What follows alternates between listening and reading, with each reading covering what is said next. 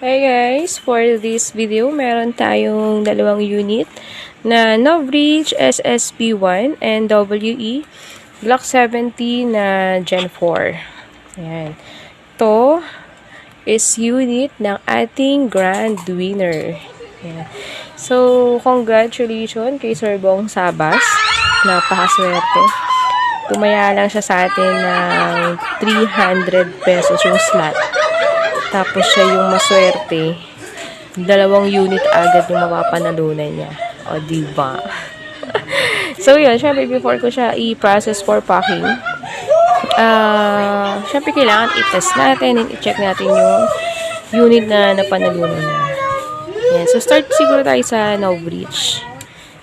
Ayan. So, ito si Novreach, high kappa pistol. So, maganda ito si Novreach. Tapos, meron na siyang kasamang gun case. Ayan, yung Novreach, meron siyang case. Ayan, yun yung kasama niya. Okay, so reload ko na to ng BBs.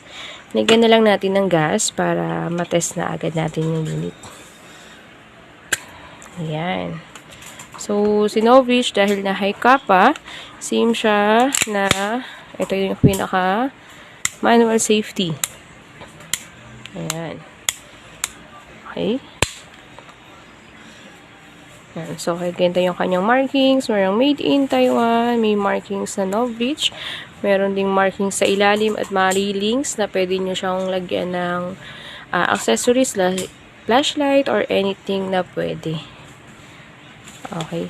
Tapos si Novreach is ano to? Metal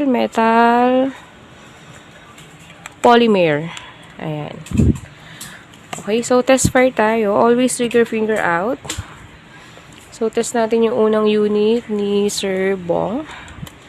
Ayan, so, napakaswerte talaga ni Sir Bong. Ayan. Always trigger finger out. Tapat lang tayo sa ating target. And fire.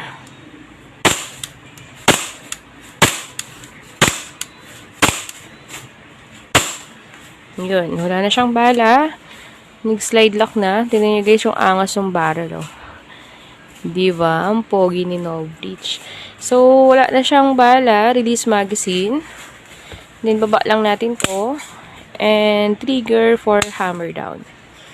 Ayan. So, next naman natin, yung ating next unit na napanalunan ni Sir Bong is Glock 17 Gen 4.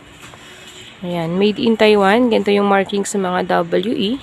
Sa ilalim, yung kanyang manual safety. So, Gen 4, mas payat yung grip. Kaya, meron siyang kasamang mga backstrap. Okay. So, yung kanyang stock magazine, meron ng BBs. Reload tayo ng gas. Ayun. Okay, then, test fire tayo.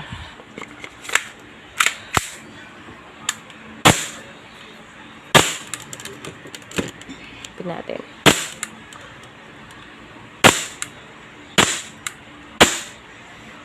Ayan. So, wala nang bala. Nag-slide lock na siya. Release natin yung magazine. Mapasin mo guys, pag Gen 4, mas mabilis mag-release ng mag. Kasi mas mataba yung kanyang mag-release. Okay, then sa baba lang natin to. And trigger natin para sa hammer down. Ayun. So, itong unit ni Sir Bong, ipaprocess na natin siya for packing para mapadala na natin sa kanya. Ayan. So, congratulations ulit. Sir Bong Sabas ng Bulacan. Ayan. So, dahil nga Bulacan area siya, so, ako na din yung magdadala para sa kanya. Okay, thank you so much. And, yun, God bless. Bye-bye.